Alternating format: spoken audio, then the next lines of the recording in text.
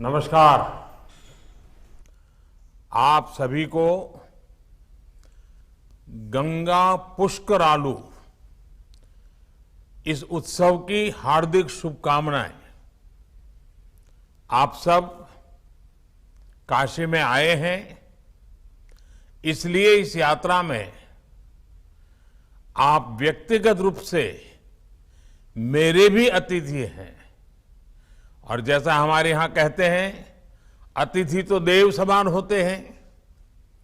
मैं जिम्मेदारियों के कारण भले ही आपके स्वागत के लिए वहां उपस्थित नहीं हो सका हूं, लेकिन मन से मुझे आपके बीच होने का एहसास हो रहा है।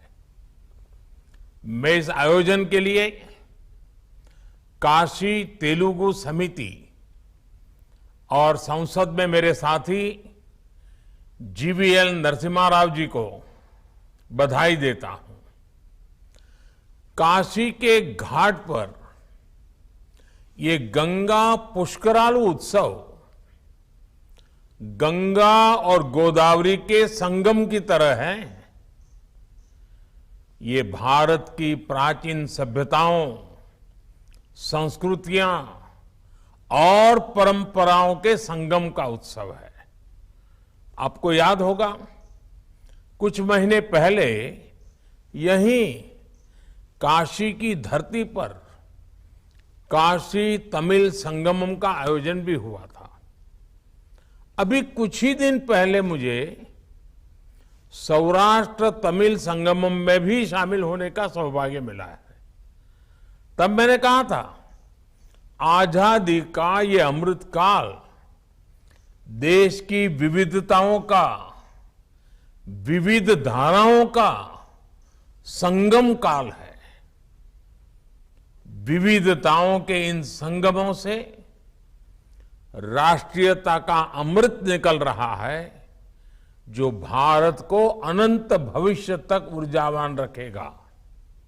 साथियों, काशी से जुड़ा हर व्यक्ति जानता है कि काशी और काशी वासियों का तेलुगु लोगों से कितना गहरा रिश्ता है। जैसे ही काशी में कोई तेलुगु व्यक्ति आता है, कई काशी वासियों को लगता है कि उनके परिवार का ही कोई सदस्य आ गया है। काशी के लोग पीढ़ियों से आप सबका स्वागत करते आए हैं। काशी जितनी प्राचीन है, उतना ही प्राचीन ये रिश्ता भी है। काशी जितनी पवित्र है, उतनी ही पवित्र तेलुगु लोगों की काशी में आस्था है। आज भी जितने तीर्थयात्री काशी आते हैं, उनमें एक बहुत बड़ी संख्या अकेले आंध्र प्रदेश और तेलंगाना के लोगों की होती है। तेलुगु राज्यों ने काशी को कितने ही महान संत दिए हैं, कितने ही आचार्य और मनीषी दिए हैं। काशी के लोग और तीर्थयात्री जब बाबा विश्वनाथ के दर्शन करने जाते हैं, तो तैलंग स्वामी के आशीर्वाद लेने उनके आश्रम भी जाते हैं। स्वामी रामकृष्ण परमहंस तो तैलंग स्वामी को साक्षात काशी का जीवंत शिव कहते थे। आप भी जानते हैं कि तैलंग स्वामी का जन्म विजयनगरम में हुआ था। जिद्दू कृष्णमूर्ति जैसी ऐसी कितनी ही महान आत्माएं हुई हैं, जिन्हें आज भी काशी में याद किया जाता है। भाइयों बहनों, जैसे काशी ने तेलुगु लोगों को अपनाया, आत्मसात किया, वैसे ही तेलुगु लोगों ने भी काशी को अपनी आत्मा से जोड़कर रखा है। यहां तक कि पवित्र तीर्थ वेमुलावाड़ा को भी दक्षिण काशी कहकर बुलाया जाता है। आंध्र और तेलंगाना के मंदिरों में जो काला सूत्र हाथ में बांधा जाता है उसे आज भी काशीदारम कहते हैं। इसी तरह श्रीनाथ महाकवि का काशी खंडमु ग्रंथ हो, एनुगुल वीरस्वामय्या का काशी यात्रा चरित्र हो, या फिर लोकप्रिय काशी मजिली कथलू हो, काशी और काशी की महिमा तेलुगु भाषा और तेलुगु साहित्य में भी उतनी ही गहराई से रची बसी है। अगर कोई बाहरी व्यक्ति ये सब देखे तो उसके लिए विश्वास करना भी कठिन होगा कि कोई शहर इतना दूर होकर भी दिलों के इतने करीब कैसे हो सकता है। लेकिन यही भारत की वो विरासत है जिसने एक भारत श्रेष्ठ भारत के विश्वास को सदियों से जीवंत रखा है। साथियों, काशी मुक्ति और मोक्ष की नगरी भी है। एक समय था जब तेलुगु लोग हजारों किलोमीटर चलकर काशी आते थे, अपनी यात्रा में तमाम परेशानी उठाते थे। आधुनिक समय में अब वो परिस्थितियां तेजी से बदल रही है। आज एक और विश्वनाथ धाम का दिव्य वैभव है तो दूसरी ओर गंगा के घाटों की भव्यता भी है।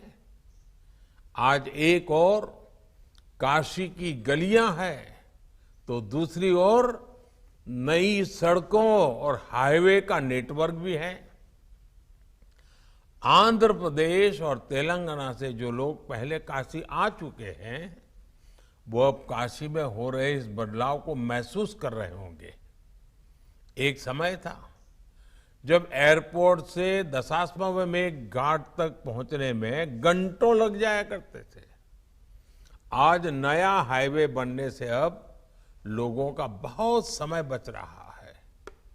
एक समय था जब काशी की सड़कें बिजली के तारों से भरी रहती थी। अब काशी में ज्यादातर जगहों पर बिजली के तार भी अंडरग्राउंड हो चुके हैं। आज काशी के अनेकों कुंड हो, मंदिरों तक आने जाने का रास्ता हो, काशी के सांस्कृतिक स्थल हो, सभी का कायाकल्प हो रहा है। अब तो गंगा जी में सीएनजी वाली नावें भी चलने लगी हैं और वो दिन भी दूर नहीं जब बनारस आने जाने वालों को रोपवे की सुविधा भी मिल जाएगी। चाहे स्वच्छता का अभियान हो, काशी के घाटों की साफ सफाई हो, बनारस के लोगों ने, वहां के युवाओं ने इसे जन आंदोलन बना दिया है। ये काशी वासियों ने अपने परिश्रम से किया है, बहुत मेहनत से किया है। इसके लिए मैं इस कार्यक्रम के माध्यम से भी काशी वासियों का जितना गुणगान करूं, जितना गौरव करूं, उतना कम है।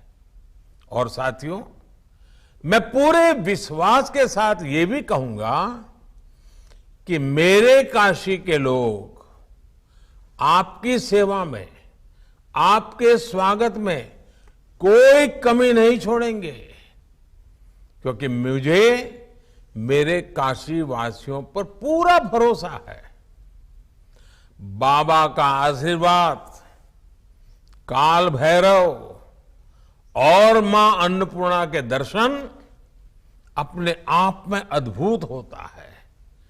गंगा जी में डुबकी आपकी आत्मा प्रसन्न कर देगी। इन सब के साथ ही आपके लिए इस गर्मी में काशी की लस्सी और ठंडाई भी है, बनारस की चाट, लिट्टी चोखा और बनारसी पान, इनका स्वाद आपकी यात्रा को और भी यादगार बना देंगे। और मैं आपसे एक और आग्रह करूंगा, जैसे एटी कोप्पा का वहां के लकड़ी के खिलौने मशहूर हैं, वैसे ही बनारस भी लकड़ी के खिलौने के लिए प्रसिद्ध है। आंध्र प्रदेश और तेलंगाना से आए हमारे साथी अपने साथ लकड़ी के बनारसी खिलौने, बनारसी साड़ी, बनारसी मिठाई, ऐसी बहुत सारी चीजें ले जा सकते हैं। देखिएगा, ये आपके आनंद को कई गुना और बढ़ा देंगे।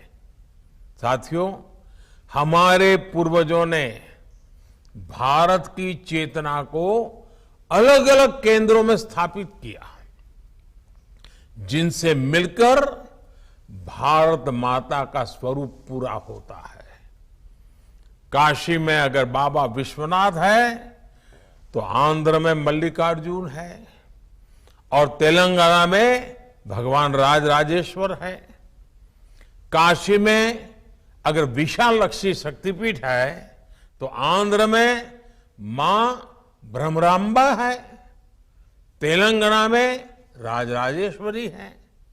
ऐसे सारे पवित्र स्थान भारत और भारत की सांस्कृतिक पहचान के महत्वपूर्ण केंद्र हैं। हमें देश की इस विविधता को इसी समग्रता से देखना है, तभी हम अपनी पूर्णता को जान पाएंगे, तभी हम अपने पूरे सामर्थ्य को जागृत कर पाएंगे। मुझे विश्वास है, गंगा पुष्करालु जैसे उत्सव राष्ट्र सेवा के इस संकल्प को ऐसे ही आगे बढ़ाते रहेंगे। इसी कामना के साथ आप सभी को एक बार फिर बहुत बहुत शुभकामनाएं देता हूं। आपकी ये यात्रा फलदायी हो, सुविधापूर्ण हो और काशी की नई नई यादें लेकर के आपके मन मंदिर को दिव्यता से भर दें, यही प्रार्थना बाबा के चरणों में करता हूं। फिर एक बार आप सबको बहुत बहुत धन्यवाद।